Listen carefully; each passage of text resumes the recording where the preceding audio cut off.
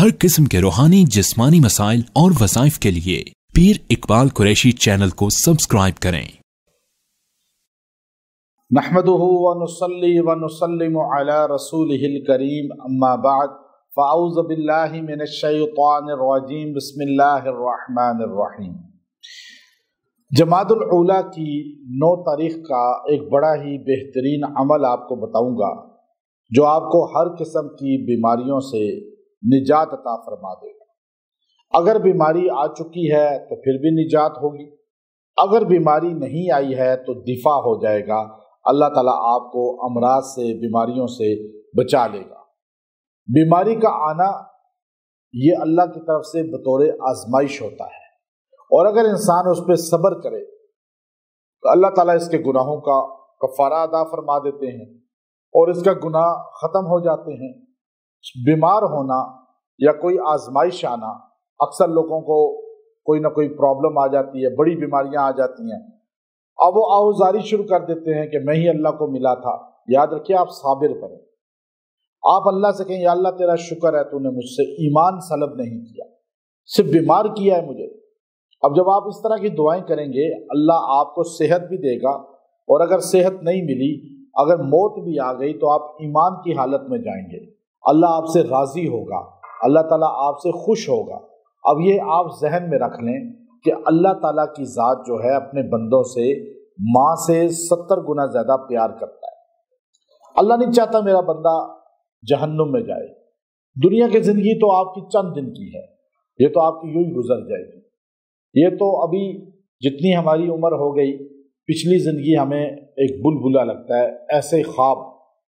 आगे की ज़िंदगी कितनी है हर बंदे को नहीं पता, लेकिन अल्लाह ताला हमें ईमान की ज़िंदगी और मौत अता फरमाए।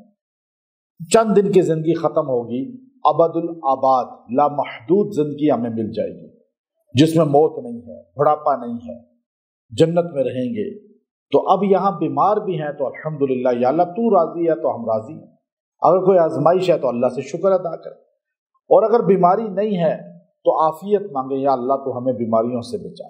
ये अमल जो आपको दे रहा हूँ, ये आप अगर इख्तियार करेंगे अल्लाह आपको बीमारियों से भी बचाएगा, परेशानियों से भी बचाएगा और आफियत भी अता फरमाएगा।